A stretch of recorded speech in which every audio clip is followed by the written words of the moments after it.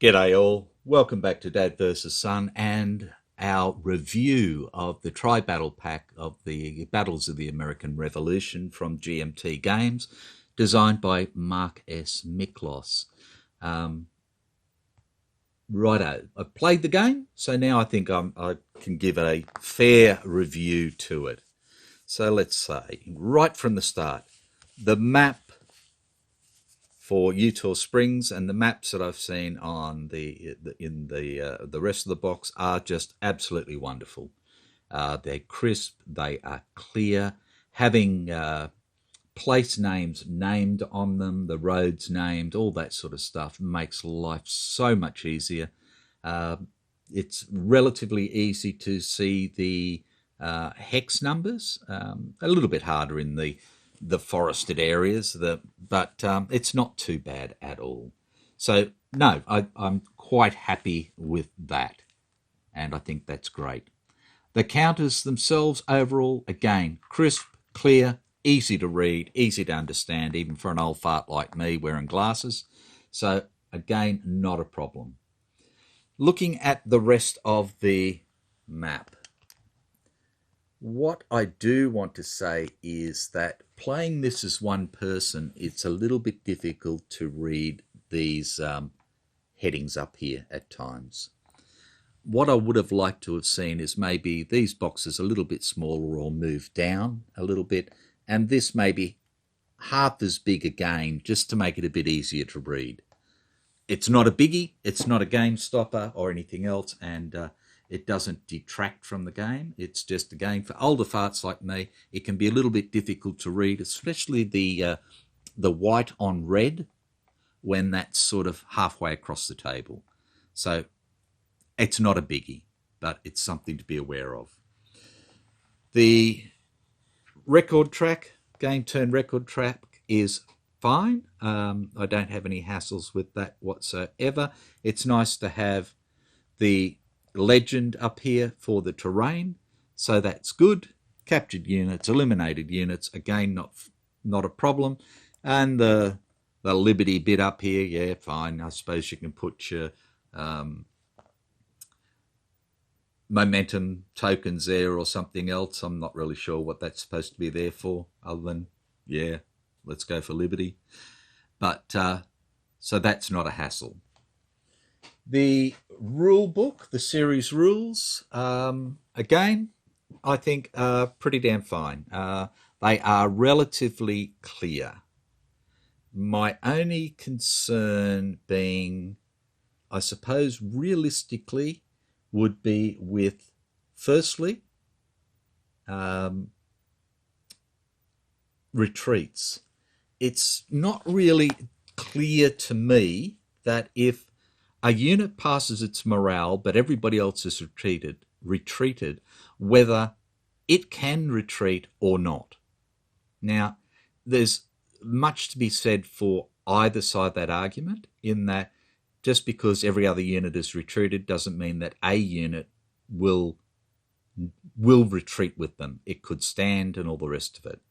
But by the same token, there's a lot of times where you may have a stack of 2 or 3 units there, 2 of them retreat, there's 1 left there, and having the chance to voluntarily retreat it with the other units would make tactical sense.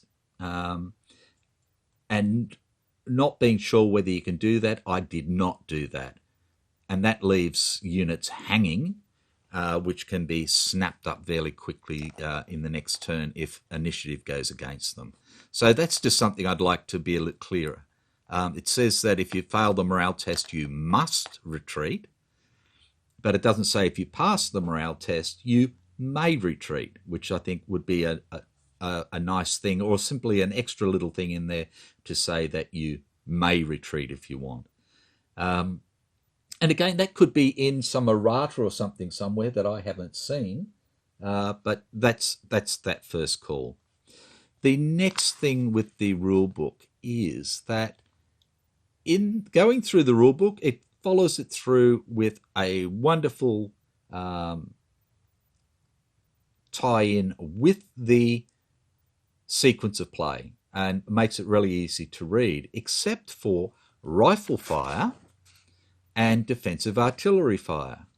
So rifle fire is first in the rules, followed by defensive artillery, but the sequence of play has defensive artillery followed by rifle fire. So I don't see why these were put around the other way in the rule book, because let's be honest, usually defensive artillery fire is going to only go on defense, and rifle is an attack phase. So I really don't know. I understand in the sequence of play why it's in this sort of order, because defensive artillery can fire further than rifles can fire.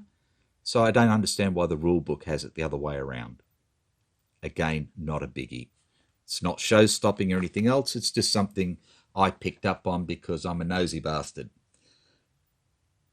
Next, with Eutaw Springs, because that's the only one I've played. And again, I played the historical rather than the full, where it goes from turn 1 to turn 10. The historical only goes from 4 to 10. Okay, when we look at the setup for this, for the British forces, it tells us exactly where to put everybody. Clear as mud, clear as crystal, and it gives us a choice with some units where they go and leaders and all the rest of it. My first problem is that in the Eutaw Springs normal scenario, we have this unit, the 2nd Royal Highlanders, which is a loyalist unit. They don't show up in the British setup anywhere that I can find, again, unless I'm missing an errata or something that I'm not aware of. And especially when it says not used is the 19th and 30th Foot and the foraging party. So I know these units aren't used. I would expect that this unit should have been there as well, but it's not in the book. So that's just one thing that I became aware of. So I left that unit out of the game that I just played. The next thing is the British commander, Stuart. Now, Stuart on his counter is spelt with an EW, but everywhere in the playbook, he's spelt with a UART, and again on the player A card for Eutaw Springs, again he's a UART. So again, it's just a little thing. Front and rear, it's EW rather than U. Does it stop the game? Is it confusing? No, it's not. It's a minor sort of thing, but it's just something I picked up on, where other games have done the same sort of thing with, spelling somebody Lewis, Lewis, but then on a counter or something it's Luis or something like that. So it's just something to be aware of, that is there. And if somebody doesn't have English as a first language, then it could be a little bit more confusing for them. So just to be aware of that. So taken all together, is it a good game? Bloody oath. It's a wonderful game. I'm looking forward to playing Guildford, Saratoga and Brandywine and looking at them. And maybe I'll pick up some other bits on them. I'm not sure. But map-wise, counter-wise, rules-wise, everything. Look, I would give this a straight 9 out of 10. I'm very impressed with it. The game plays relatively easily. It would be a very interesting game with 2 players using the tactics cards rather than using the variant tactics tables for solitaire.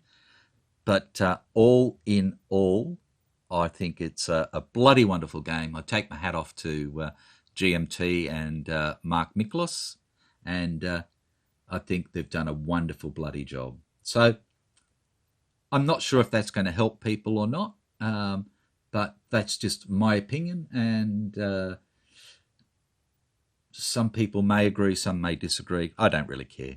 I think, sorry, that sounds confrontational and it's wrong. I do care, but I'm entitled to my opinion as well, and I think this is a pretty well set up, streamlined sort of game, and the only thing that's screwed up in this, realistically, from my playthrough, was me. So I will leave it there. Great game, hats off, wonderful bloody maps, and I'm looking forward to the rest. So thank you very much to GMT and Marcus Miklos, and I will catch you all later. Take care. Bye for now.